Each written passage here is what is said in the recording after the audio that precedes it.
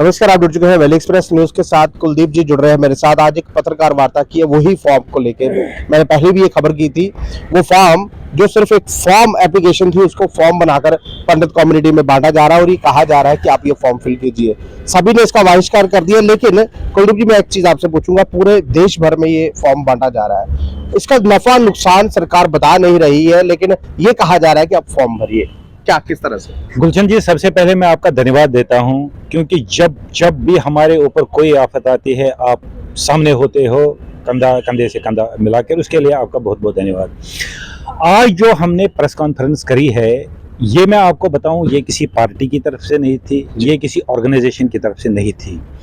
ये silent cries, pain of displacement जो है, वो घर घर की कहानी, घर घर का हमें मंडेट है, हमें हर किसी ऑर्गेनाइजेशन का मंडेट है इस पे बात करने के लिए। सिंगल पॉइंट पे जो नफ्सा का फार्म है जी।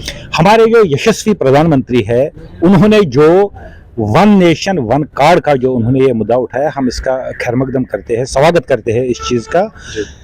वो जो एक माला में पिरोना चाहते हैं पूरे हिंदुस्तान को, तो वो तो अच्छी बात है, यक जाहिर है वो।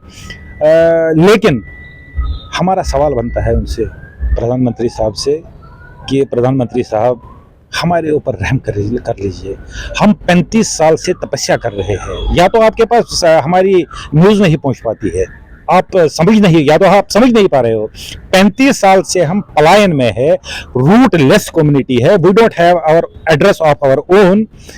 जो ये वन कार्ड वन नेशन है, नेशनल फूड सिक्योरिटी एक्ट के तहत है, ये तो सिंपल सी बात है, ये तो किसी को भी समझ आएगी बात। आप एक सफारतकार हो, आप भी समझ सकते हो।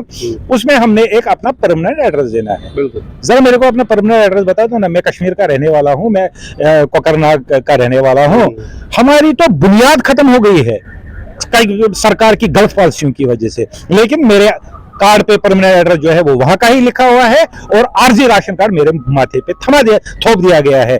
जब तक हमारा कहना है, जब तक हमारा ये आरजी कार्ड खत्म नहीं हो जाता है, जब तक आप हमारे चुने हुए समय पे, जब तक आप हमारी ख्वाहिश के मुताबिक हमको कश्मीर में रिहेबिलिटेट नहीं कर पाते हो, तब तक हमारी फ्रंटल ऑर्गेनाइजेशंस ने भी इस फॉरम को सिरे से खारिज कर दिया है। हमारे दानिश्वर भी अंदर बैठे थे, आपने देख लिया, जो थिंक टैंक है वो भी अंदर बैठे थे, उन्होंने भी इसको सिरे से खारिज कर दिया है। अभी हमको वज़ीर आला के साथ हमारी अपॉइंटमेंट है, हम उनके नोटिस में भी ये बात लाएंगे, और वी आर ऑप्टिमिस्टिक कि शायद सियासी गलियारों में हमारी बात पहुंच जाएगी, और हमारे ऊपर जो ये सरकारी फरमान थोप दिया गया है, इसका शायद इस इजाला हो और हमें जीने दें। हमें जीने का हक। गलियारियों में आपकी बात पहुंच जाएगी, फिर से पंडित कम्युनिटी पर सियासत तो नहीं शुरू हो जाएगी?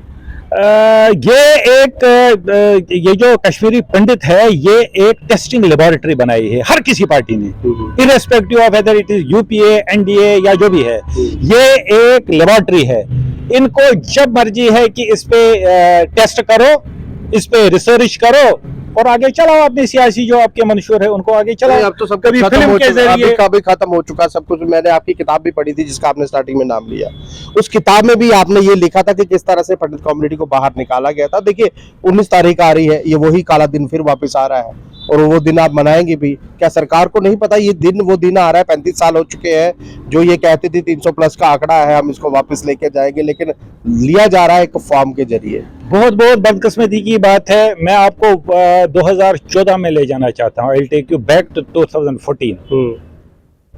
जो हमारे प्रधानमंत्री साहब है, उसकी जो दस्तारपोशी की है वो कश्मीरी पंडित ने की है। आप भी शायद उस फंक्शन में थे, और उन्होंने बोला था, और तब से बोलते आ रहे हैं कि टॉप एजेंडा पे कश्मीरी पंडित है। हमारा सवाल बनता है कि you have miserably failed to address our genuine demands. What to say of this thing. आपने आंकड़े भी जब पार किए, और जब आपने आंकड़े पार नहीं भी किए, हम तब भी उधर ही खड़े थे और आज भी इधर ही। होम मिनिस्टर तक आवाज जा रही है, वो ये कह रहे हैं कश्मीरी पंडित कम्युनिटी जो है महर्षि कश्यप की धरती थी नहीं थी, ये 50-50 बोल रहे थे। उनको ये पता है धरती थी, पंडित कम्युनिटी भी है, लेकिन मानना नहीं चाहते। देखिए, ट्रेन चल रही है, 6 ट्रेनें चल रही है, 2 करोड़ कह रहे हैं कि टूरिस्टों का आंकड़ा पार हो गया है। क्लेम की जा रही है कि we have restored normalcy in Kashmir valley. बिना पंडित के कैसे? आप मेरे को एक चीज बात बताइए, घर के लोग घर में नहीं है, बिल्कुल। मेहमानों के लिए दरवाजे खुले हैं। दरवाजे खुले। अरे भाई हमारे दरवाजे तो खोलो ना, हम वहां पे जाएंगे। अभी एक और सफारतकार थे यहाँ पे, वो बच्ची है, उनके साथ भी हमने ये बात की कि पहले अपने जो घर फैमिली के मेंबर्स है उनको तो रिहेबिलिटेट करो ना। घर वालों को चाहे क्यों बुलानी है? जैसे प्रयागराज में हो रहा है, लोकल इंडियंस जो लोकल लोग हैं उनके लिए कुछ नहीं है, एनआरआई के लिए जो है फैसिलिटी पूरी दी जा रही है। यहाँ पर भी ऐसा ही कुछ हो देखिए रहा है। साहब, मैं आपको ये कह रहा हूँ कि नटशल में बात कहूंगा, अब बहुत पानी सिर से बह चुका है। मतलब much of water has phloem down this Jhelum river.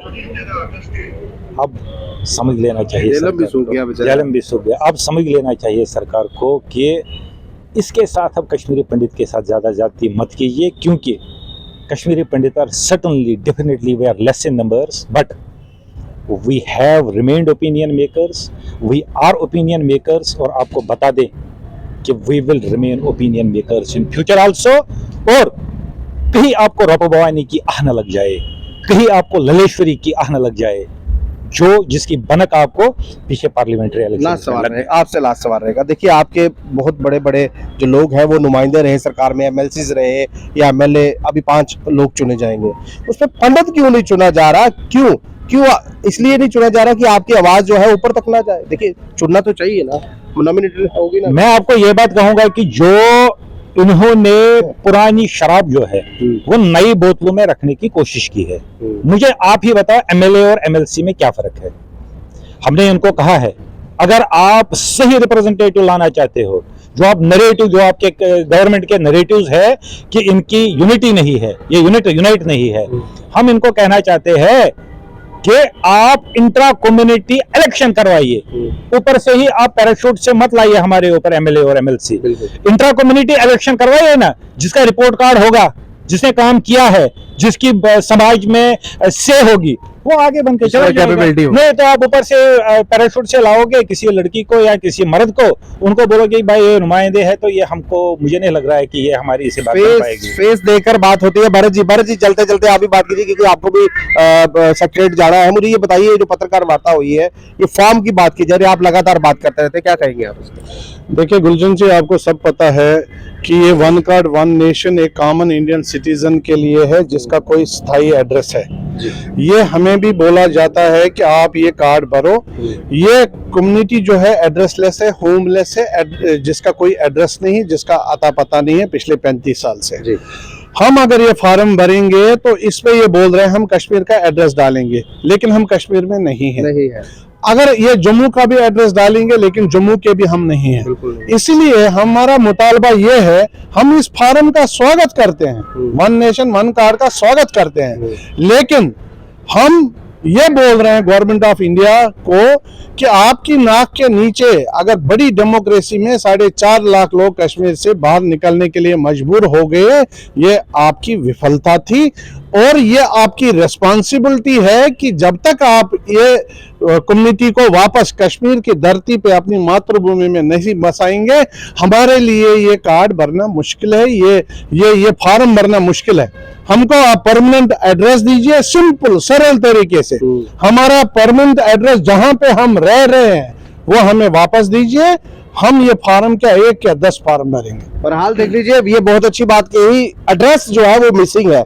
अगर आप इनको परमानेंट एड्रेस देते हैं तो ये फॉर्म भरने के लिए तैयार है, अदरवाइज मैक्सिमम कम्युनिटी ने इस फॉर्म को जो है नकार दिया है और ये कह दिया कि हम ये फॉर्म नहीं भरेंगे। पर हाल ये लाइव दृश्य अगर आपको अच्छा लग रहा है, मतलब राइकमेंड स्टूडियो को शेयर कीजिए।